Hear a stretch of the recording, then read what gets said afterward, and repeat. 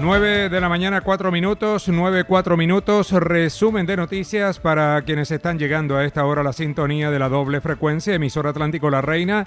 Nos siguen en zonacero.com, jorgecura.com, estamos al aire en video a través de todas nuestras aplicaciones. El flagelo de la extorsión sigue cobrando vidas inocentes. Un adulto mayor de 74 años, identificado como Francisco José Hernández García, fue asesinado a las 5:30 de la tarde del día anterior mientras conversaba con el propietario de una tienda en el barrio El Ferry, en el suroriente de Barranquilla. De acuerdo con el relato de testigos, frente al establecimiento comercial ubicado en la carrera 5 con calle 7A, se detuvieron dos sujetos. De repente, uno de ellos sacó un arma de fuego y la accionó en varias ocasiones contra la tienda, y en este ataque, infortunadamente, resultó herido de 2 tiros en la cabeza el señor José Francisco.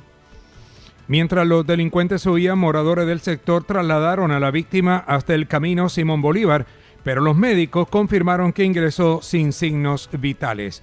Un comerciante de 35 años, identificado como Álvaro Javier Vélez Vázquez, perdió la vida al mediodía de ayer tras recibir una descarga eléctrica mientras surtía uno de los enfriadores de la tienda que administraba en la calle 31 con carrera 26, barrio Montes, del suroriente de Barranquilla. Según relató su pareja sentimental a las autoridades, Álvaro se encontraba realizando esta labor con el piso mojado y de repente recibió una fuerte descarga y se desplomó. Rápidamente lo auxiliaron y trasladaron al Hospital General de Barranquilla, pero a este centro médico llegó sin signos vitales. A las 10 de la noche de ayer se registró un ataque criminal en un establecimiento de venta de chicharrón ubicado en el barrio 20 de Julio del municipio de Baranoa, que dejó un hombre muerto y otro herido. De acuerdo con el reporte de la Policía del Atlántico, al sitio arribó un sujeto a pie, se acercó hasta su objetivo, desenfundó un arma y abrió fuego contra Jonis José Nieto Andrade, quien se encontraba en el sitio como comensal. En la arremetida del criminal también resultó herido a bala un trabajador del negocio. Ambos fueron trasladados hasta la clínica Reina Catalina de Baranoa, donde en horas de la madrugada se produjo el deceso de Jonis Nieto, quien tenía 23 años de edad. El abogado Juan Barrero informó que durante la segunda audiencia en el marco del deslinde entre Puerto Colombia y Barranquilla, la alcaldía distrital afirmó que el Instituto Geográfico Agustín Codazzi no tiene competencia para hacerlo. Recordó que fue el distrito, el ente territorial, que solicitó la intervención del IGAC en el mes de febrero y confirmó que el día anterior, a través de un escrito, solicitó la suspensión de la audiencia. En nuestro caso, Puerto Colombia se presentó con las pruebas para trazar la línea divisoria, manifestó el abogado Barrero. En la primera audiencia que se había realizado en el mes de marzo, se había aperturado el proceso por parte del Instituto Geográfico Agustín Codazzi y ambas entidades territoriales, Barranquilla y Puerto Colombia, para la segunda audiencia habían adquirido el compromiso de presentar la línea divisoria que considera cada entidad territorial y las pruebas y normas que acreditan esa línea divisoria propuesta por cada entidad territorial. En el caso de Puerto Colombia, la entidad territorial que represento en este proceso, llegamos a Bogotá el día de ayer con un equipo jurídico y técnico para presentar tanto la línea como las pruebas que acreditan esa línea. Pero cuando la audiencia iba a iniciar, los representantes judiciales del distrito de Barranquilla solicitaron la suspensión de la audiencia a través de un escrito que no conocemos el contenido del escrito, pero sí lo que se pide en el escrito porque lo alegaron en la audiencia, y es la supuesta incompetencia del Instituto Geográfico Agustín Codazzi. Entre tanto, el ex magistrado Alberto Yepes, quien defiende al distrito de Barranquilla en el litigio con Puerto Colombia, afirmó que es el Congreso de la República el que debe definir los límites entre los dos entes territoriales. Señaló que en el año 2009 el Instituto Geográfico Agustín Codazzi realizó un estudio técnico que debe ser tenido en cuenta por el Congreso para concretar los deslindes. El abogado Yepes recordó que en el año 2013, a través de una ley, se definió que es el Congreso de la República la corporación que debe adelantar esta clase de procesos. La ley exige para que el Congreso de la República señale y delimite las zonas y delimite los puntos estratégicos y políticos y georreferenciales con relación a ese conflicto limítrofe. Por lo tanto, lo que cree nuestros abogados, nuestra sociedad, Yepes Castro, es que ese deslinde que se hizo desde el año 2009 y que quedó suspendido en el entretanto, se resolvía por parte del mismo Congreso las competencias para hacerlo, si es el Congreso de la República o la Asamblea Departamental, en cuanto se refiere a los distritos, en este caso el distrito de Barranquilla, pues quedó definido por una ley que en el año 2013 definió que era el Congreso de la República quien definía estos límites. El abogado Wilton Molina Ciado afirmó que cuando existe un conflicto territorial entre un municipio y un distrito, este debe ser resuelto por la Comisión de Seguimiento Territorial del Gobierno, que debe emitir un concepto vinculante para que el Congreso de la República tramite las reformas. Por lo anterior, afirmó que está de acuerdo con el distrito de Barranquilla en el sentido de que el IGAC no es la entidad competente para intervenir en este conflicto. Es Puerto Colombia el que debe realizar el desgaste jurídico porque el Consejo de Estado emitió un derecho al distrito de Barranquilla sobre el corredor universitario, consideró el abogado Wilton Molina, quien presentó la demanda contra la ordenanza de la Asamblea del Atlántico sobre los límites entre Barranquilla y Puerto Colombia.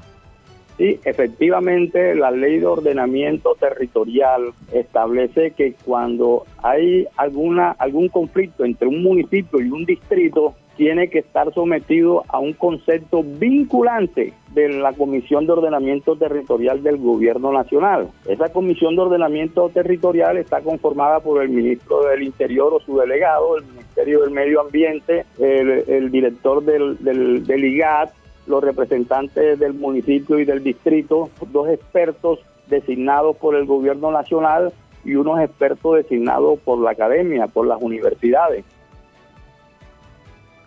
El presidente de Cotelco del Magdalena, Omar García, advirtió que los bloqueos de carreteras en este departamento no solo afectan al turismo, sino a todos los sectores de la producción. Se presenta una afectación en toda la economía del Magdalena, como son los hoteles, los restaurantes y los productores de banano que no han podido sacarlos de las fincas, señaló García. El director de Cotelco hizo un llamado al gobierno del presidente Gustavo Petro para que tome cartas en el asunto y busque una salida a esta problemática.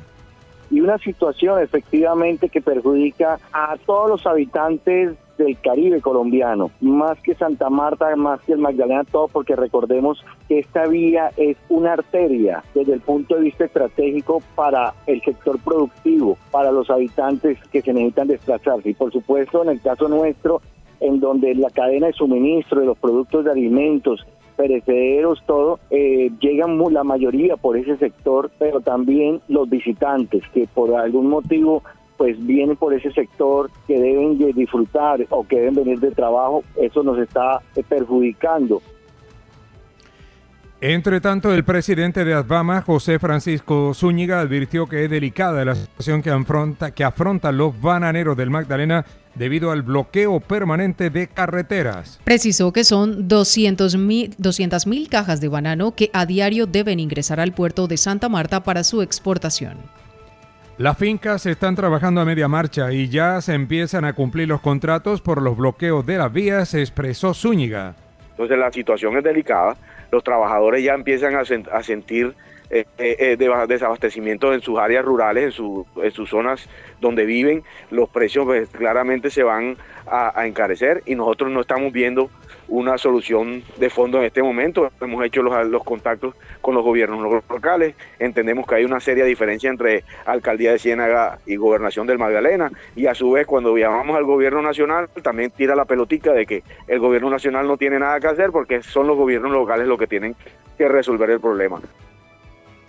El precandidato presidencial Sergio Fajardo afirmó que el presidente Gustavo Petro tiene capacidad para confrontar y destruir, mas no para gobernar. Insistió que Petro solo busca confrontar al país con cortinas de humo, no importándole los problemas de los colombianos.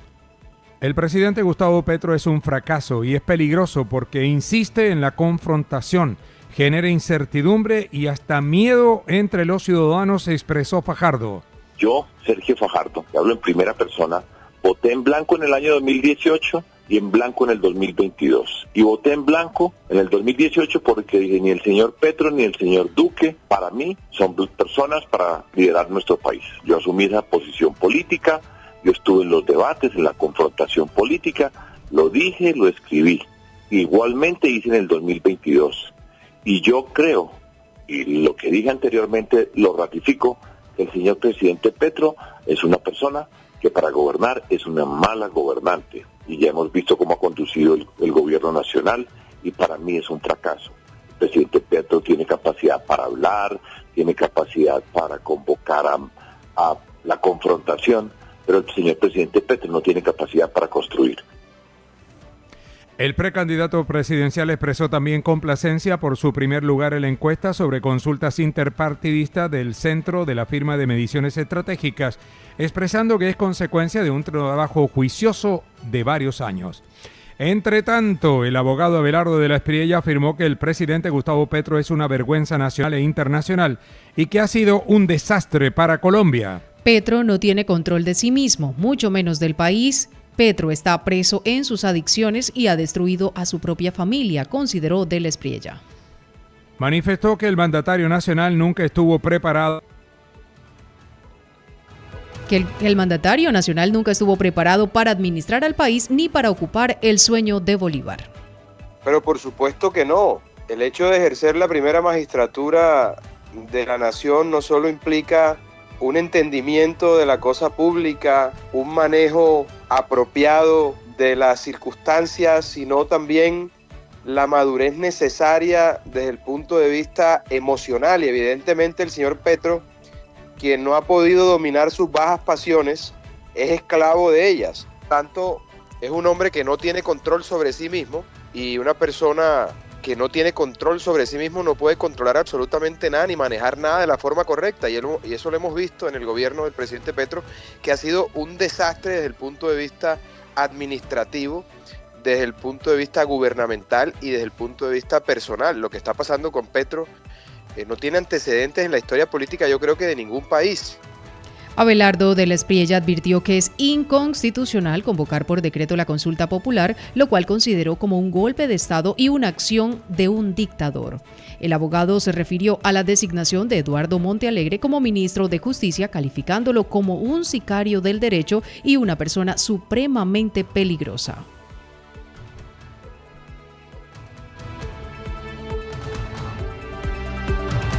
El precandidato presidencial David Luna afirmó que el presidente Gustavo Petro solo se queda en peleas y en confrontaciones y no se dedica a gobernar el país. Petro no representa soluciones a los problemas del país ni tiene capacidad para transformar las vidas de los colombianos, expresó Luna. De otra parte, el excongresista afirmó que es inconstitucional convocar por decreto la consulta popular tal como lo pretende el mandatario Gustavo Petro. Mire, Jorge, es muy lamentable que el presidente Petro en su intervención de hace 2 noches ha dado que las instituciones van a desaparecer. Colombia es más que un presidente, independientemente quién sea el que gobierne. Y lo más importante es que un presidente sí tiene la capacidad de transformar las vidas. Un presidente sí tiene la capacidad de resolverle los problemas a la gente. Por ejemplo, en el Caribe, tiene la capacidad de una vez por todas de reducir las tarifas de la energía, de la luz, y por quedarse en el discurso, por quedarse en la confrontación, por quedarse en la pelea, pues lamentablemente solo estamos viendo eso.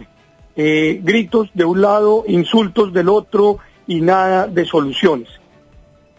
Mucha atención a propósito del tema político. El presidente del Senado, Efraín Cepeda, presentó ante las Naciones Unidas, la Comisión Interamericana de Derechos Humanos y la Organización de Estados Americanos una alerta temprana ante la posibilidad de que Gustavo Petro convoque la consulta popular por decreto.